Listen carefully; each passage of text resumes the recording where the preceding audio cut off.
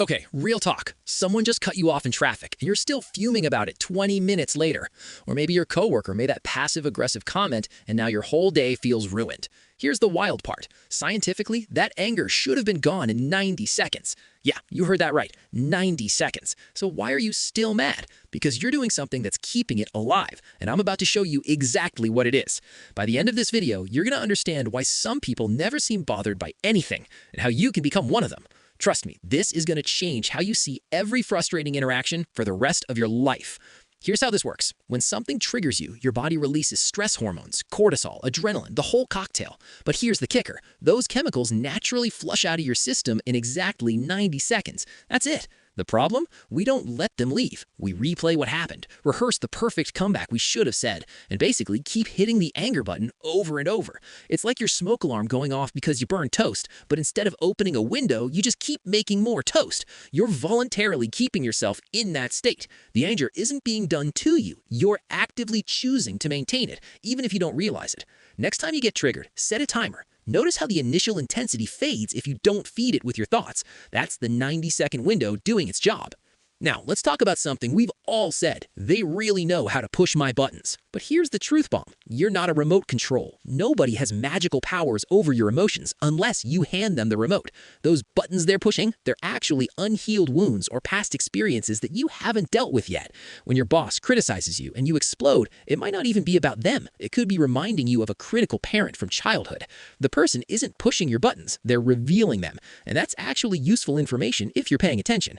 Instead of getting mad at the person triggering you, get curious about why that particular thing sets you off. That's where the real growth happens. Your triggers are like a map showing you exactly where you still need healing. Here's where it gets interesting. What you think is anger usually isn't anger at all. Anger is like a bodyguard. It shows up to protect more vulnerable emotions like hurt, fear, or shame. Your partner forgets your anniversary and you get furious. But underneath that fury, are you actually hurt, thinking, do I not even matter to you? Anger just feels safer than admitting you're wounded, so it volunteers to do the talking.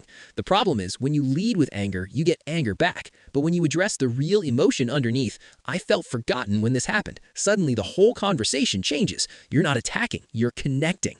Think about your last big anger episode. What was really going on underneath? I guarantee it wasn't just anger. Maybe it was fear of not being good enough, or shame about being exposed, or hurt from feeling dismissed. When you can identify and name that deeper emotion, you unlock the ability to actually resolve the situation instead of just escalating it. Viktor Frankl, who survived Nazi concentration camps, discovered something profound. Between every trigger and your response, there's a space. In that space, you have freedom. Most people don't even know that space exists. They just react automatically. Someone says something insulting, and boom, you're off to the races without even thinking.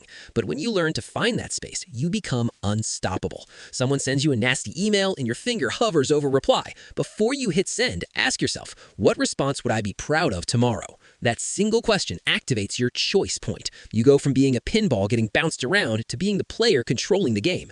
This is the difference between reacting and responding. Reactions are automatic and usually make things worse. Responses are chosen and usually make things better. The more you practice finding this space, the bigger it becomes and the more freedom you have. Here's a technique that'll change everything. Become the observer of your emotions instead of being in them. Instead of thinking, I'm angry, think I notice anger arising. See the difference? You're watching the emotion like weather passing through instead of becoming the storm itself.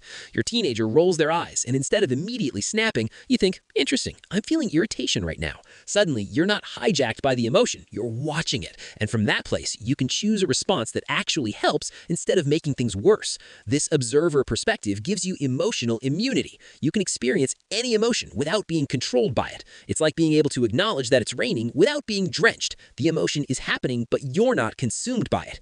Here's a perspective shift that's going to sound crazy at first. Difficult people aren't obstacles. They're personal trainers for your emotional fitness. That micromanaging boss, they're training your patience muscle. That passive-aggressive neighbor, they're helping you develop boundary-setting skills. When you start seeing challenging people as teachers rather than enemies, everything changes. Instead of thinking, why is this happening to me? You start thinking, what is this teaching me? You stop being a victim and become a student. Every annoying interaction becomes an opportunity to level up emotionally. The most challenging people in your life are actually giving you the most valuable training because they're showing you exactly where you need to grow stronger.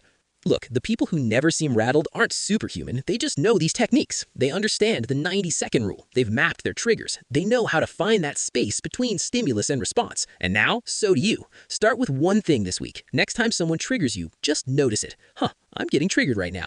That awareness alone changes everything, because once you see the pattern, you can't unsee it. Small, consistent practice is what creates massive transformation over time. You don't need to be perfect, you just need to be practicing.